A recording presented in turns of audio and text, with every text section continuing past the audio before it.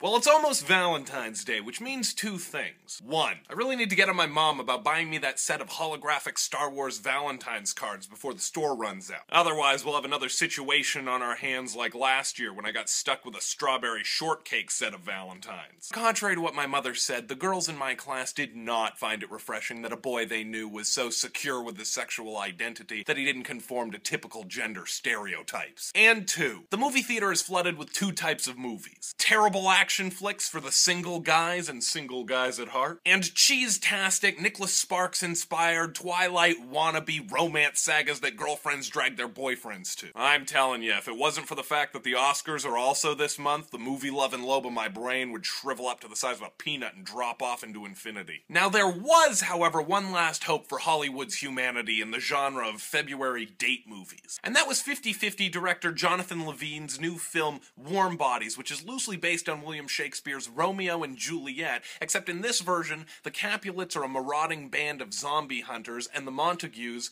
a horde of flesh-eating zombies. Now this is a great premise from an established director whose previous films really like to dance between the lines of light and dark, comedy and drama. And with the romantic lead being played by Nicholas Hoult, the kid from About a Boy, Beast from X-Men First Class, and the star of my girlfriend's latest serial of no Mike allowed Harlequin fantasies, the audience was bound to be treated to a funny, romantic, action-packed splatterfest. Unfortunately, I didn't really find this to be the case. It's not that I found the movie to be poorly made or anything, it just really didn't cater to me. First of all, I'm actually a chick flick fan, but the romance was just way too on the nose for me. In the movie, the zombies can be brought back to life via true love, which I found to be both uncomfortably cheesy, and with no BS medical mumbo-jumbo line of dialogue to explain the phenomenon, way too fantastical even for a zombie movie. I also never found the movie to be particularly funny. That's not to say that Nicholas Hoult and fellow zombie Rob Corddry's performances weren't pretty amusing, it's just that this came from the actor's flair for the comic and not the actual writing. This becomes evident later when there are several jokes flying around from other characters and not a single one really